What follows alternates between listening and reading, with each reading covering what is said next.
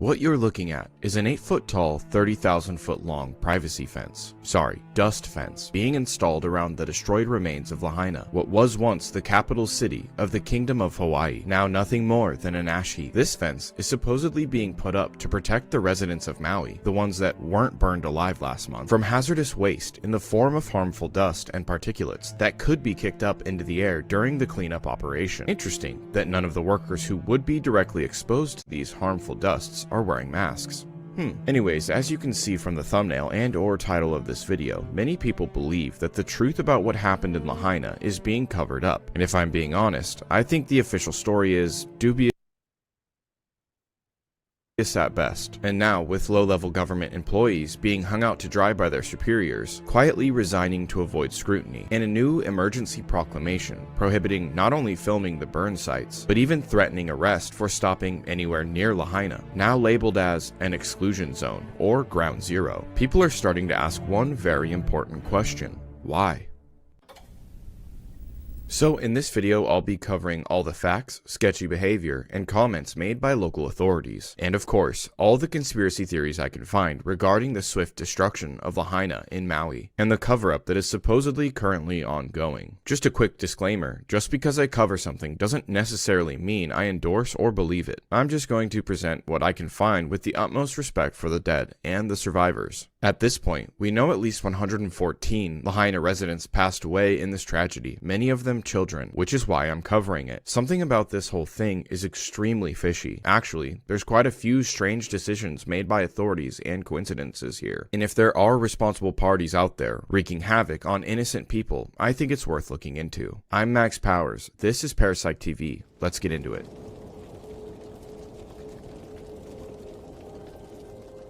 In the early hours of August 8th, 2023, approximately 3:45 a.m., Maui officials announced in a news release that a brush fire was reported in the Olinda Road area of Kula in central Maui. At 6:37 a.m., officials claimed that winds fueled by Hurricane Dora, which is about 490 miles off the coast of Maui at the time, helped create conditions for a 3-acre brush fire that breaks out in the area of Lahaina Luna Road, east of the historic seaside town of Lahaina. At 9 a.m., Maui officials declare the brush fires are 100% contained and are no cause for alarm. At 11 a.m., a couple in their 70s, Gail and Ross Hart, see the fire cross a gulch near their neighborhood in Kula. The Harts and their neighbors are holding the flames back themselves with garden hoses when the water is suddenly cut off and they are forced to leave. The blaze intensifies and consumes the neighborhood. The only thing standing is our mailbox, Gail later said. At 3 p.m., Lahaina residents begin to hear repeated booming noises, assuming they're explosions caused by the fires in the nearby area. 30 minutes later, Lahaina is completely engulfed in flames. 13 minutes after that, Acting Governor Sylvia Luke issues an emergency proclamation urging evacuation. Lieutenant Governor Luke is serving in Governor Josh Green's stead as he is conveniently out of state. Residents try to either rush home to gather their families or rush away from the area to escape the flames. For the most part,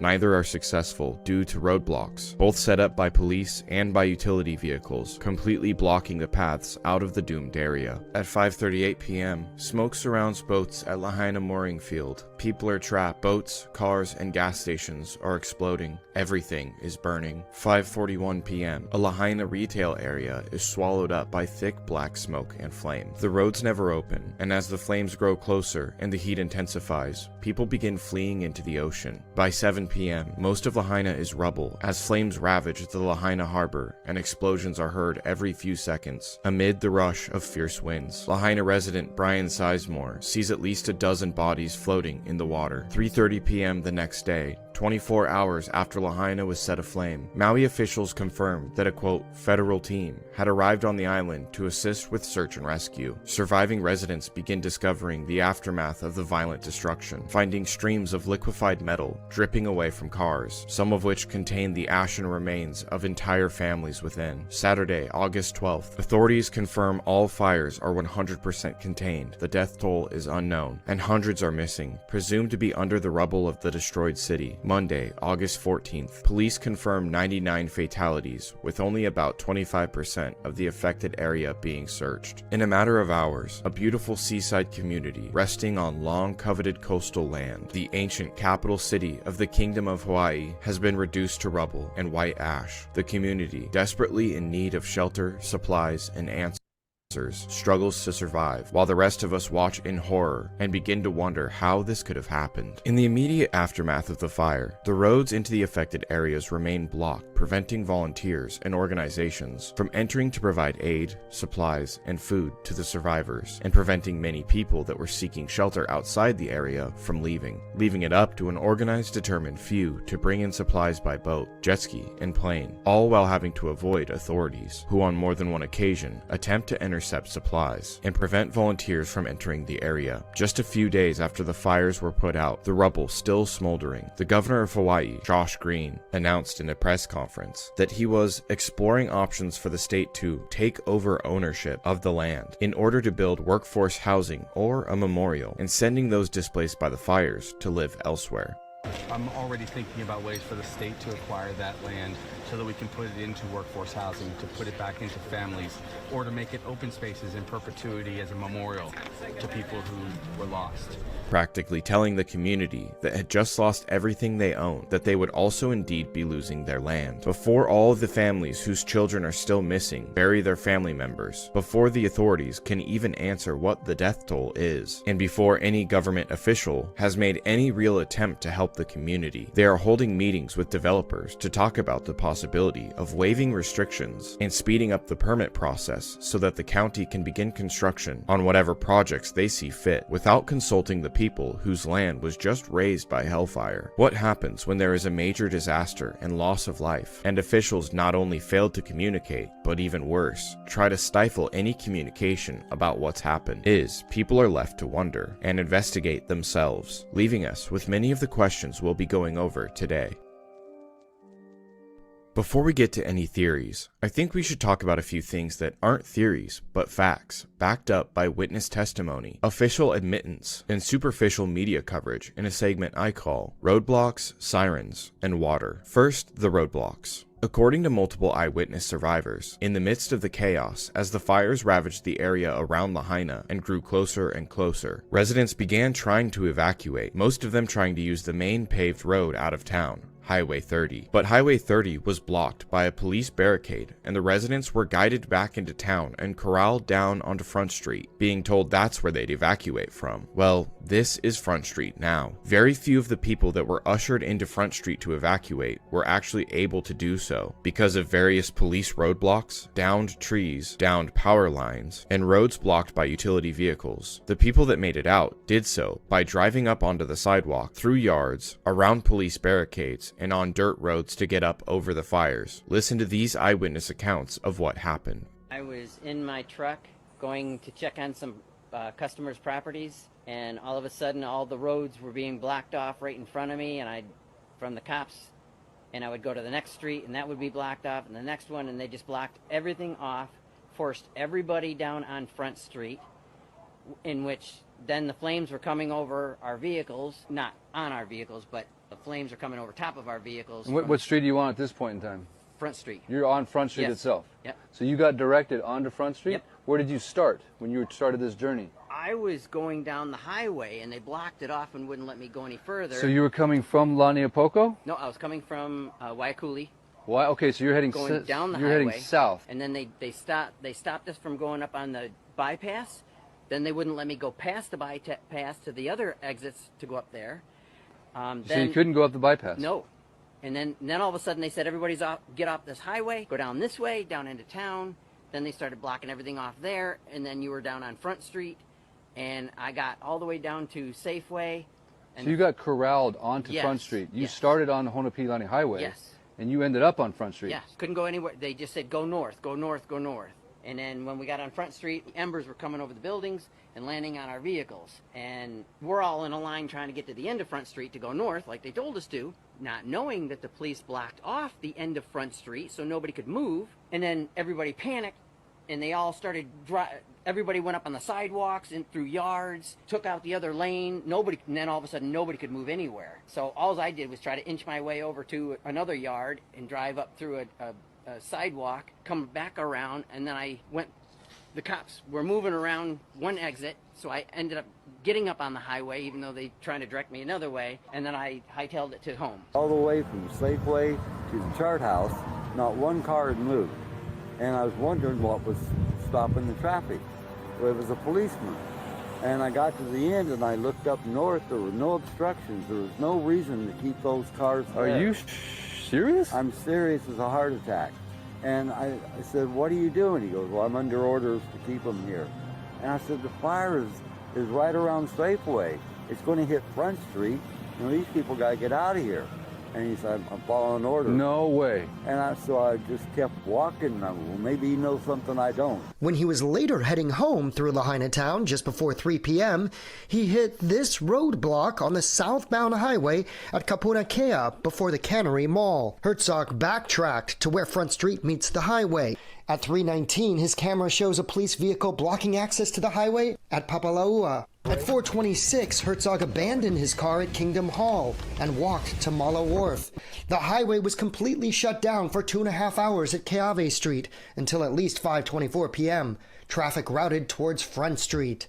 At 5:30, Herzog comes to the end of Front Street, and to his surprise, it looks like 2 police vehicles parked kind of nose to that exit for Front Street, kind of at a V like this. The traffic had basically bottlenecked right there. So there were cars in both lanes trying to go north by this point, but everyone was stopped on Front Street right there. Some of the roads weren't blocked by police, but by utility vehicles, supposedly repairing downed power lines. In a vacuum, this makes sense. It would be a terribly unfortunate series of events. Hurricane-force winds downing power lines in one area while fanning the flames of a dangerous brush fire in another. It could happen, and it almost certainly did, but that has nothing to do with Highway 30, the default route of escape out of the area to the north and south, a route that witness after witness after witness has now claimed was blocked by police vehicles and cones. With many people claiming the officers were directing traffic away from the highway, ordering vehicles to turn around. Just following orders, I'm sure. Those that disobeyed survived. Another frightening lapse in disaster response that more than likely multiplied the death toll is the fact that not one siren went off for the entirety of the disaster. Hawaii boasts what the state describes as the largest integrated outdoor all-hazard public safety warning system in the world, with about 400 sirens positioned across the island chain to alert people to various natural disasters and other threats. 80 of those sirens are on Maui, and like I said, none of them were activated to alert citizens of the incoming fires. The reason? I'll let Maui's own emergency response manager, Herman Andaya, tell you himself. Do you regret your decision, and have you considered handing over the reins to somebody with more experience?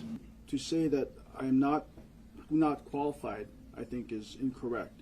I went through a very arduous process, and I was vetted, had to take a civil service exam. I was interviewed by seasoned emergency managers, and they all deemed me qualified. In fact, I was selected. Do you regret not sounding the sirens? I do not. And the reason why... So many people said they could have been saved if they had time to escape. Had a siren gone off, they would have known that there was a crisis emerging, and as we know, so many bodies were found in the ground as the flames caught their heels. Give me the answer? The sirens, as I mentioned earlier, is used primarily for tsunamis, and that's the reason why many of them are found, almost all of them are found, on the coastline. The public is trained to seek higher ground in the event that the siren is sounded. Had we sounded the siren that night, we're afraid that people would have gone Mauka. And if that was the case, then they would have gone into the fire. According to Herman himself, he had zero experience in the emergency management field when he was hired. And CBS News correspondent Jonathan Vigliotti actually did an incredible job pushing back on the Maui authorities during a press conference.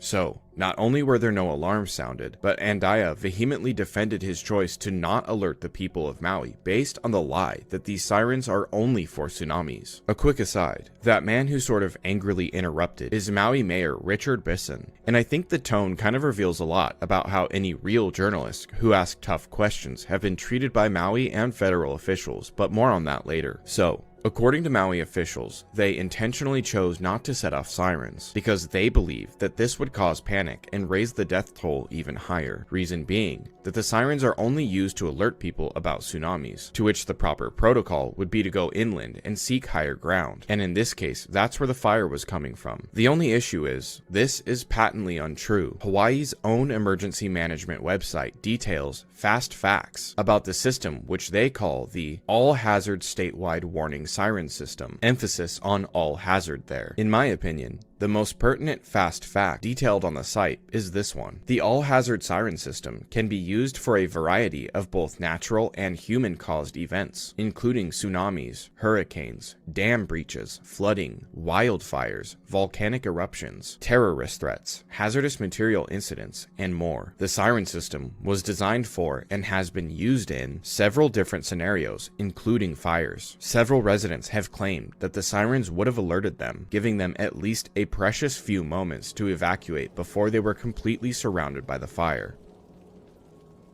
As we covered in the timeline, Ross Hart was one of the many locals fighting the fires on their own, until suddenly the water was seemingly cut off. Well, that was no accident. A state official, allegedly a specific official named Kaleo Manuel, refused to release water to fight the fires until it was much too late. I've seen some reports that the fire department didn't respond, but that's not true. The fire department was doing what they could, but they drained their water reservoirs while doing their duty. More water was available, but it was up to the Hawaii Commission on Water Resource Management to approve its use. As the fire department desperately called for more water to be diverted from local streams into their reservoirs, the CRWM denied the request and instead told the firefighters to check with the local farmer to see how a diversion of the water supply would affect him. They eventually did approve the diversion of water 5 hours later, after Lahaina had already been reduced to a smoldering ash heap. Here is Kaleo Manuel, the official who could have acted and saved lives, in a resurfaced video. The commission is responsible per our authorizing statute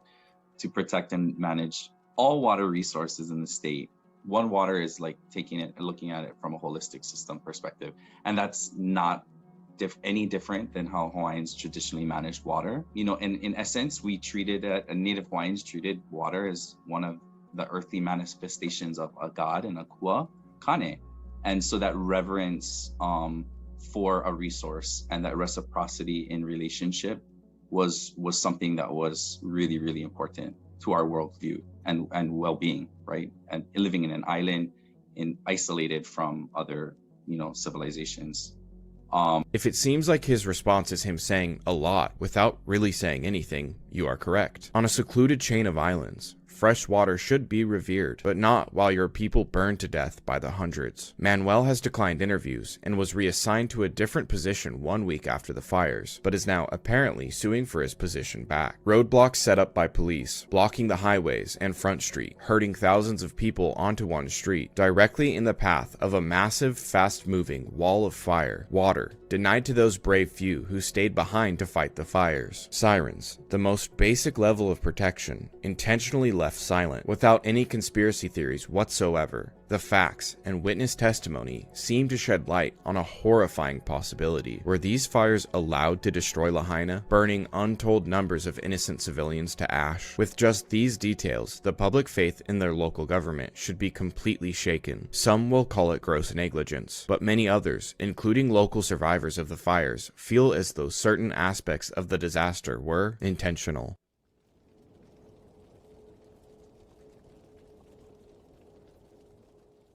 The day of the fire, teenager Kahiro Fuentes was at home with his pet dog in Lahaina, while his adoptive parents were at work miles away. His parents told CBS News how their son was enjoying his last days of summer vacation, leading up to his 15th birthday. As soon as they heard about the fire, they tried to rush back home, but got stuck in traffic. Finally, when they reached home, they were allegedly stopped by police barricades. While their house had burned to the ground, first responders reportedly told them that the area was clear and no one was inside. 2 days later, when they were finally allowed to go back home, they discovered their son still holding the family dog, both dead. There are hundreds of families with stories similar to this, except without closure. As horrifying as losing a child is, not knowing what happened to them is equally, if not more so, painful. See, the elementary and middle schools in Lahaina hadn't started yet, and the high school had sent students home early the morning of the fires due to the high wind advisory. This left many of the children at home, with their unassuming parents away at work. With all of the traffic congestion caused by downed trees, power lines, and roadblocks, many parents and caretakers were unable to make it back home before their houses were burnt down. As of now, a month later, the official death toll sits between 97 and 115. But something is very strange about this number, and it has something to do with the children of Lahaina. The Hawaii State Department of Education issued a report Thursday, August 24th, stating that 2,025 students are not accounted in the Lahaina public school system. The 4 schools, 2 elementary, 1 intermediary, and 1 high school that comprise the Lahaina School District had a total of 3,001 students enrolled before the fire. The schools are now closed due to damage from the fires. The report states that as of August 21st, out of the 3,001 students enrolled on August 8th, only 538 had re-enrolled in other public schools, with 438 having enrolled in the State Distance Learning Program, leaving 2,025 students unaccounted for. The report does not mention whether or not any of the missing children were killed in the fire. Now, I don't believe that means that all 2,025 of these children are gone. I think there's at least a few hundred or so that are probably with family, trying to survive through the chaos of losing their homes and entire community with little to no help from the government, and aren't stable enough to send their kids to school yet. But 2,000 out of 3,000 is a lot of missing kids, and the local officials have reacted to questions about these children in a bit of a suspicious manner. I don't know. Yes, you do. How many children are missing? You know. I knew the answer to that. I would be happy to answer that. You have no estimate as to how many children are missing? I guess Nothing? we can end this right now if you guys want.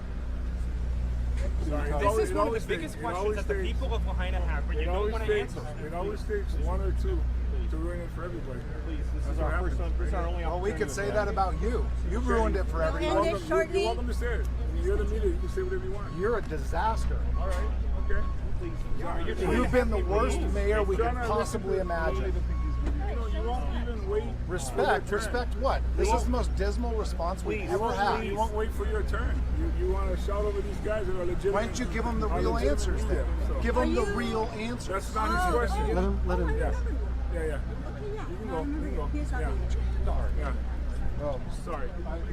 So that was the mayor of Lahaina, Richard Bisson, the same man that lashed out at journalist Jonathan Vigliotti when he was questioning Herman Andaya. After a large-scale disaster, as a public official facing simple questions, such as, how many children are missing, or how many of the dead are children, you either know the answer or you don't. Whatever the case, you do your job as an elected official and deliver the answer with tact. For example, as of right now, our focus being on search and rescue and supplying our surviving community members with the goods and shelter they so desperately need. Unfortunately, I do not know how many children are missing. However, I will continue to be transparent and get back to you as soon as I obtain further insight from our first responders, as I know this issue is of the utmost importance. Or, this has been an incredible tragedy. The loss of life is staggering, probably in the hundreds. Many of those are possibly children. In light of those facts, we are doing everything we can to carefully recover remains from the rubble and meeting with families to either notify them of the passing of their loved ones or reunite them with those that have been rescued. As the mayor, it's not your job to know every detail. Mayor Bisson isn't expected to know. He's expected not to lie, not to hide. In fact, as far as optics are concerned, he handled these questions in perhaps the worst possible way. In neither of my 2 hypothetical responses did I provide any exact details. What I did offer was a sense of responsibility, reverence for the victims of the tragedy and their loved ones, and assurances that once more detailed, acute information was available, it would be shared with the public. In a word, I expressed basic care for the situation. Mayor Bisson's response is damning. It's a small thing with massive implications on what is more than likely going on behind the curtain. In my opinion, this reaction screams silent guilt and intentional obfuscation. I'm guessing that's an opinion these actual journalists shared, as after the mayor abandons his own press conference, it seems a couple of the journalists, unsatisfied with the lack of care or any real answers from the mayor, elected to follow him and continue with their line of inquiry, an act that ended with one of them them being put in a headlock by local sheriff's deputies before being shoved around and unlawfully detained. I have no love for any of the major news networks, but it is a very, very bad sign when journalists are assaulted or detained or restricted from questioning our elected officials in any capacity. Just following orders again, I presume. Always worked out great in the past, right? As I said, the official death toll still sits between 97 and 115, but this is nearly 6 weeks after the fire. This is the same number they had when they had only searched 25% of the area. At 2 weeks after the fire, the government announced 99 fatalities, and anywhere from 850 to 1,100 people of all ages missing. How has that number not changed? If we have the remains of 99 people, and know that between 850 and 1,100 people are missing, then we process the scene for 3 or 4 more weeks. Some of those missing people turn into confirmed as deceased people, with some kind of remains being found. With the questions of how many children are missing, why the death toll is seemingly so far off, the mayor's inability and or reluctance to answer simple questions about the children, and why the area has now been cordoned off, preventing families from recovering their loved ones remaining unanswered, many are now starting to believe that the true nature of the event is being covered up. Now, we take a turn away from facts and speculation, and immediately after turning, we trip on our own shoelaces and fall into a rabbit hole, a conspiracy rabbit hole of theories. Many theorists have been quick to point out a strange and kind of disturbing coincidence, that the police chief in Lahaina currently, John Pelletier, used to be a captain with the Las Vegas Police Department, where he acted as the incident commander and led the crisis response to the Las Vegas massacre in October of 2017. Now, I'm not so sure this is anything like a crazy connection at first glance. A coincidence, definitely. So why do people think this is such an important detail? Well, let's take a brief look. Nothing about John Pelletier's life or career is exceptionally remarkable when looked at through a discerning conspiratorial lens. He was born in Buffalo, New York, and moved around the country before settling in Las Vegas at the age of 17. Before moving to Maui, Pelletier was with the Las Vegas Metropolitan Police Department for 22 years, where he rose through the ranks and became captain. The third generation police officer had also been the commander of the Major Violator/Narcotics Bureau since 2020. He has a bachelor's degree in political science from the University of Nevada, Las Vegas, and also earned a certificate from the FBI Academy, which I agree is interesting, but as far as I can tell, he was never an agent. I think the coincidence is more interesting in a meta sense, or what we can kind of infer based on his presence. On October 1st, 2017, the deadliest mass shooting in history took place in Las Vegas, when 64-year-old Stephen Paddock opened fire on the Route 91 music festival during Jason Aldean's set. John Pelletier was the incident commander, and it remains a horrifying, complex event of which the public knows frighteningly little. A flimsy facsimile of a narrative was rolled out in the days following the event, but quickly fell apart. There were very legitimate concerns and witness statements about multiple shooters, Saudi royalty, arms deals gone bad, mysterious unregistered helicopters with no transponders, and thousands of hours of surveillance video that almost instantaneously disappeared, and many other questions, all of which have gone completely unanswered, complete with 8 survivors and eyewitnesses that happen to be claiming things that went against the narrative, and the attorney representing the music festival and Jason Aldean, all dying within a month of the event. But this isn't a video about the Las Vegas massacre. This video is about a wildfire. So what's my point? Well, if you've made it to this point of the video without leaving a disparaging comment about tinfoil hats, you probably have several questions about said wildfire and the confusing lackluster response from authorities. I think that in the big picture, knowing that we never got answers from a major event, and then knowing that a key figure who held some authority in response to that scenario is now at a higher station with more authority and is involved in another major event with a much larger loss of life, begins to infer to certain people that we will indeed never be getting answers about this event.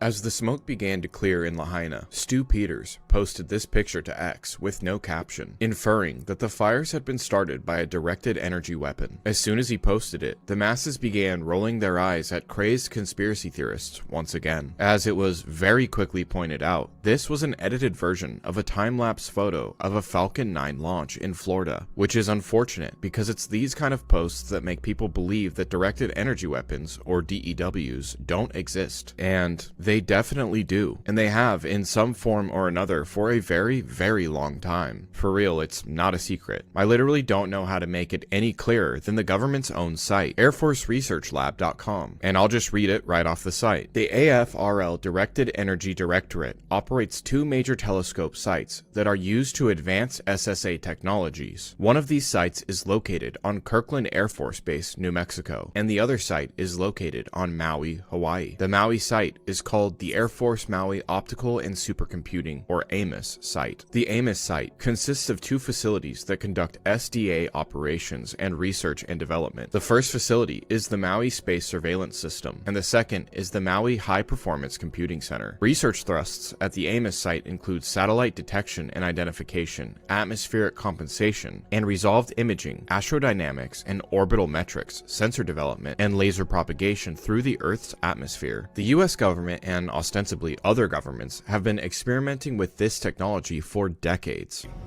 With the potential to revolutionize modern warfare, these directed energy systems offer unprecedented speed, precision, and versatility in engaging and neutralizing various threats. The Air Force Research Laboratory conducted a test at the White Sands Test Range in New Mexico, successfully shooting down multiple air-launched missiles in flight using a fiber optic laser.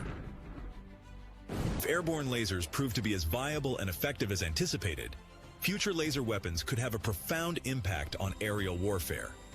Lasers have the potential to serve as extremely fast and precise air-to-air and air-to-ground weapons, offering virtually unlimited ammunition capacity. This transformation would revolutionize the capabilities of aircraft, providing them with a versatile and adaptable tool to engage targets with unmatched speed and accuracy. The Air Force Research Laboratory also issued a notice for a 6-month study called Compact High Energy Laser Subsystem Engineering Assessment, CHELSI, to identify most promising technology options to scale laser power by next year. Chelsea. The more powerful CHELSI laser may eventually replace Self-Protect high-energy laser demonstrator and would be more suitable for offensive applications.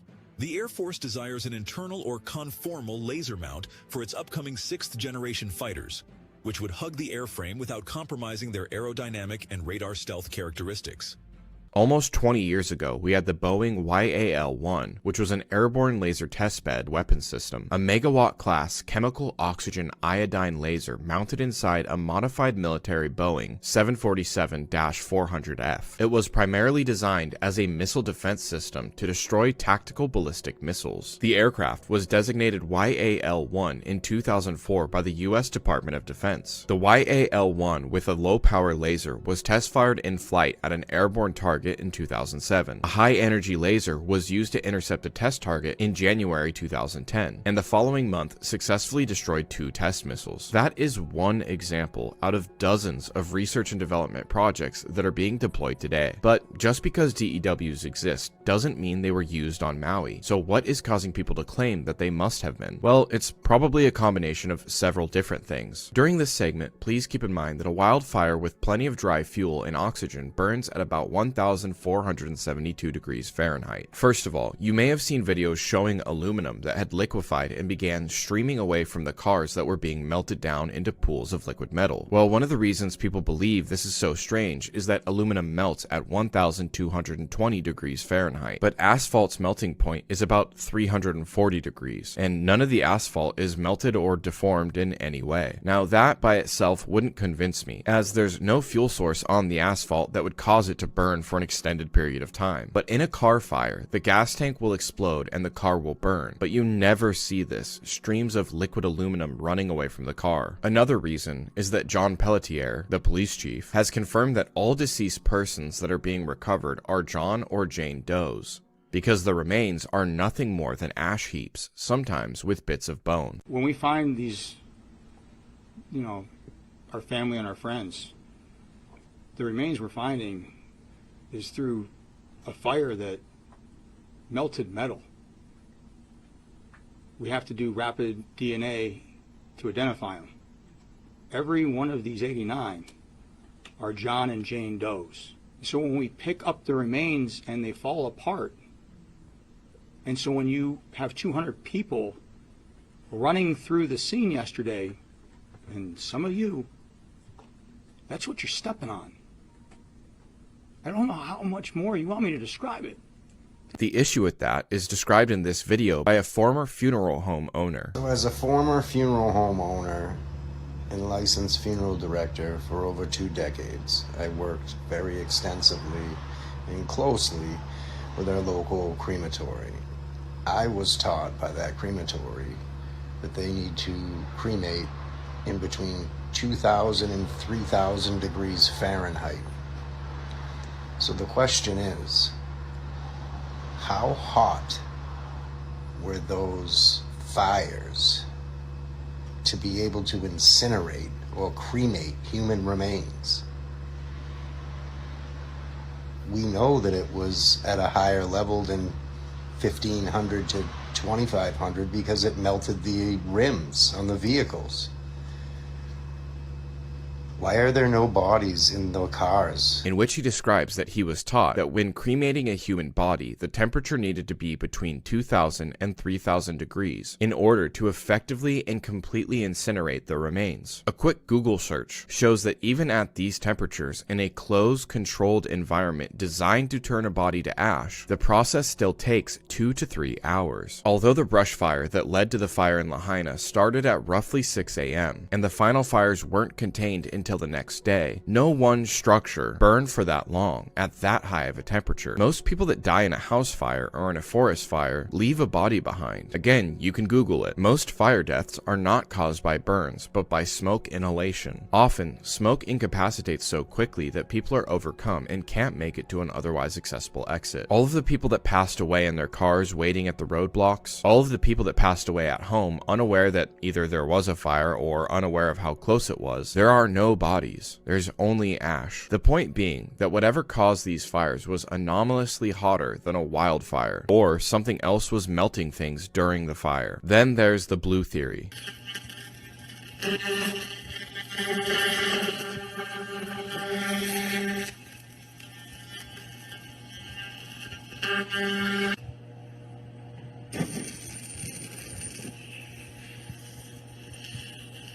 There was something blue they didn't want to burn. Jeff Cygnus, who gathered an incredible amount of footage on the ground after the fires, made a fascinating video that I'll let play here. Okay guys, this is the last episode I'm going to do for a while, but it should be a pretty good one. It's things that did not burn during the fire. I went through hours of footage, and it was pretty interesting. I found here the famous umbrellas. These are actually Tommy Bahama umbrellas, and I have pictures of these before the fire, so you can see what they actually used to look like. Not very different now. And then the sole surviving car on Front Street in front of the outlet mall.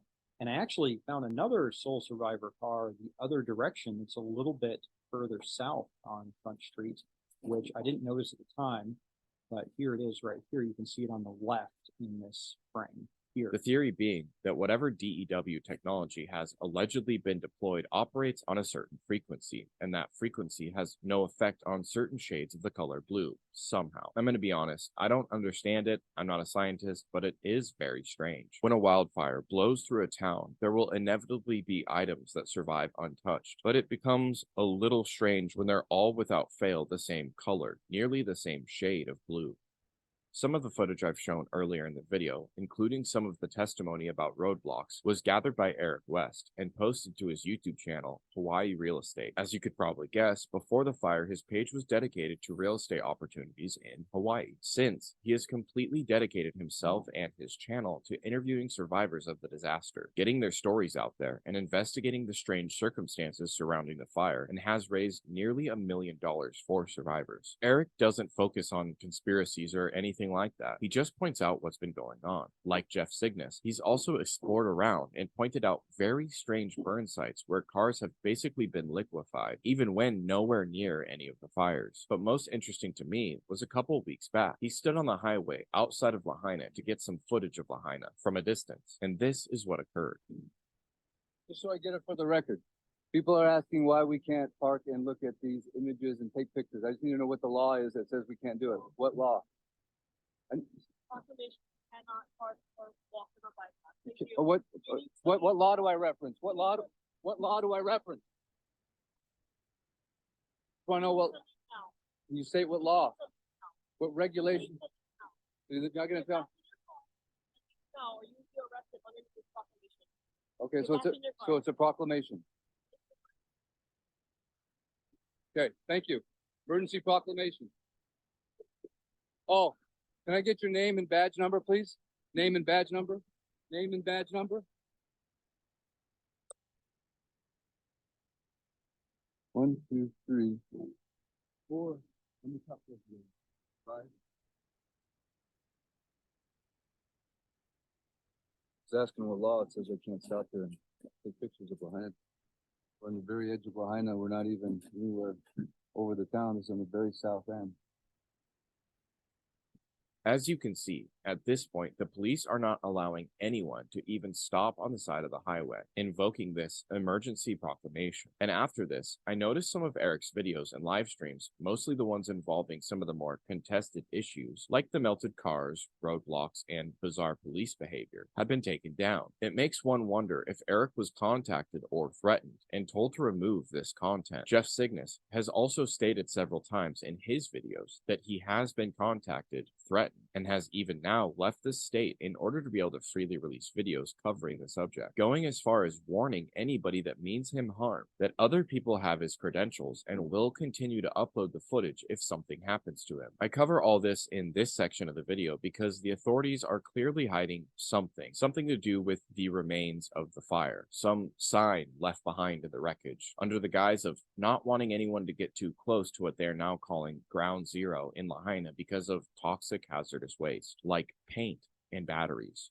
But what are they trying to hide? That there are little to no remains? More evidence that the fire wasn't what it seemed? I doubt we will ever really know. In any serious crime, one of the things investigators use to narrow down suspects is motive. So what would be the motive behind allowing Lahaina to burn? Well, theorists believe the motive is connected to special interests, dead set on implementing new, extremely expensive and easy to manipulate smart city technology. In January of this year, 2023, there was a smart city conference in Maui to turn Maui into an entire smart city island, pushing everything electric and making 15-minute smart cities. The theory behind why they're trying to implement smart cities being something along the lines of everything you need can be reached within your zone. And if you want to leave said zone, you'll need some kind of clearance or permission. And the only vehicles that would be allowed are limited range EV vehicles. It sounds crazy, but it's not impossible, as just a couple months ago, Hawaii Governor, Pennsylvania native Josh Green, was the keynote speaker at a UN conference in New York.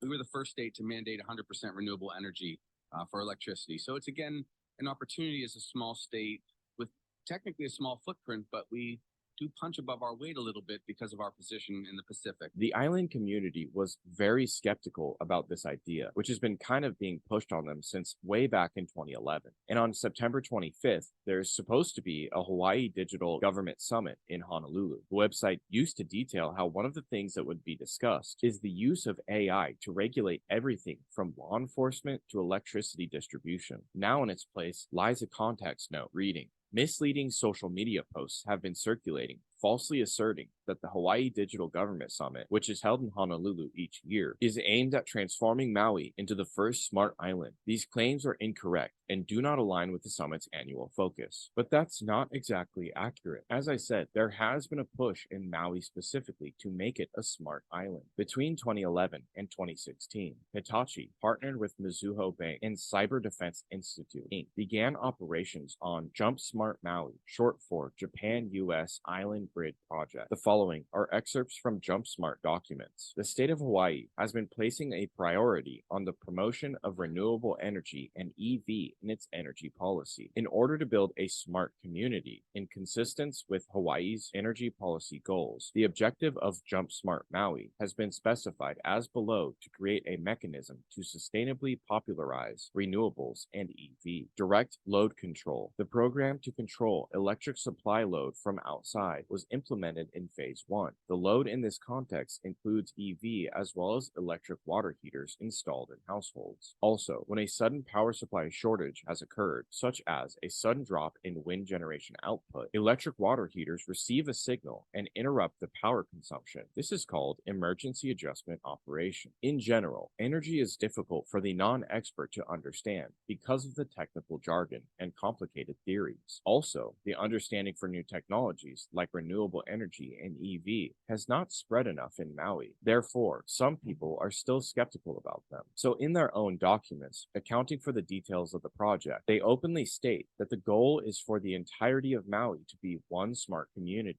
that the intention is to be able to control and even limit power to households and electric vehicles, and that some people were skeptical, but only because the technical jargon made it too hard for them to understand. There was also a contract last year that was signed to build high-rise condos and businesses in Lahaina, which was a historical town that couldn't have any new development done to it, which is a coincidence, as one of the first government responses to the disaster was to begin meeting with developers whose interests were in figuring out how to get rid of all those pesky restrictions and speeding up the permit process so that the county can begin constructions on whatever they want. I'll also point out that the emergency proclamation basically allows for the government's disaster response to supersede any constitutional rights or previous zoning restrictions, like not being able to build in protected historical districts. Only time will tell if there's any truth to this. I guess if they build high-rises and a smart grid in Lahaina, we'll know. Just a quick word on the response from FEMA and the Red Cross. Management Agency,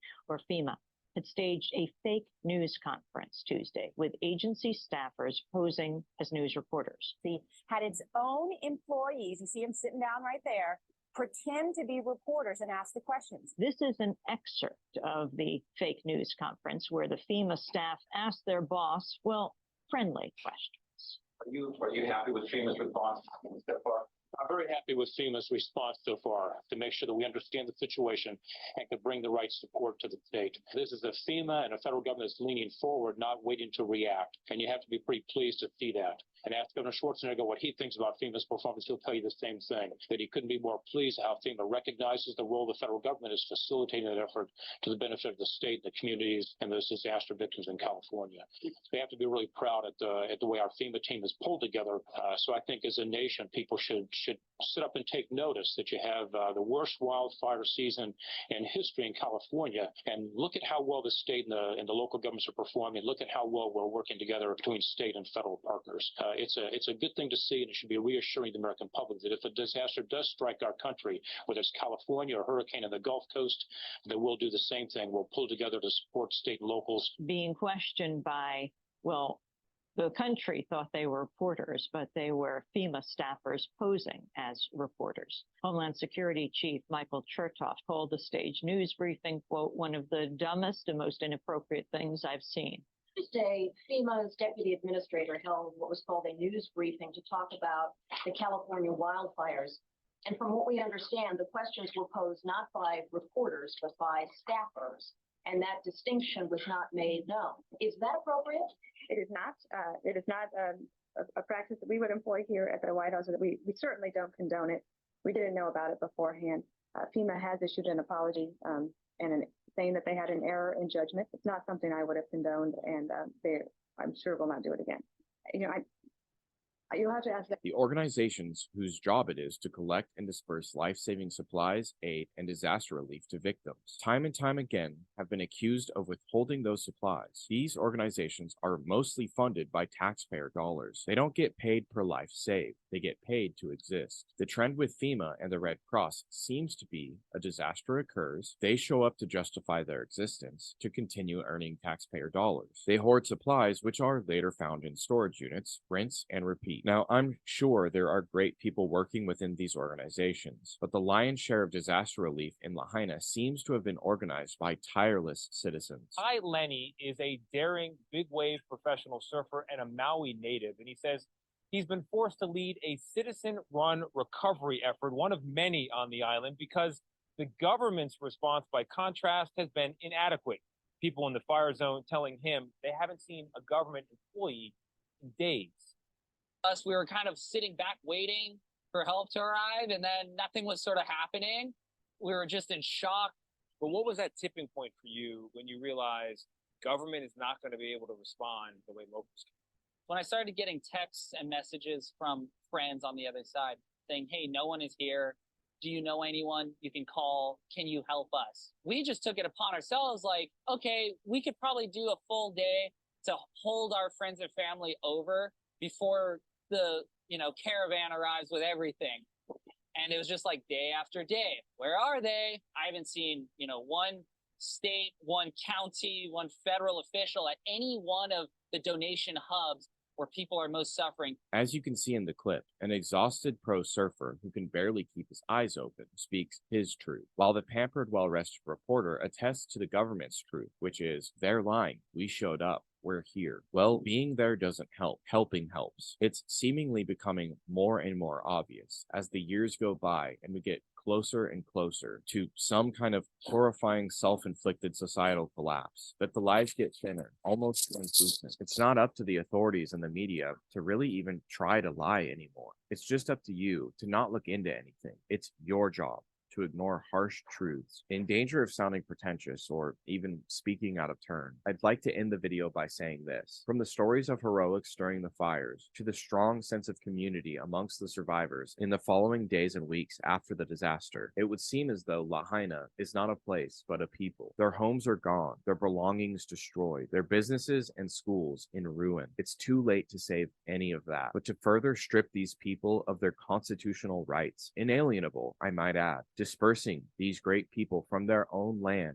and scattering them elsewhere. We threaten a further travesty of justice than has already occurred. This topic has been heavily censored. After 18 months on the platform, talking about everything from Bigfoot to Jeffrey Epstein, I received my first 2 community guidelines violations on TikTok for talking about Maui. I have no doubt the video you're currently watching will be demonetized, which is the easiest and fastest way for this platform to take a video out of the algorithm, avoiding any unsanctioned on the topic. Citizen journalists in Maui have been censored, run out of town, threatened, and shown nothing but bravery and commitment to the people of Lahaina in response, especially Eric West and Jeff Cygnus. I urge you to look into this story on your own and come to your own conclusions. Whatever those conclusions may be, I can only hope for the people of Lahaina's sake this injustice is remembered and given the proper investigation it deserves.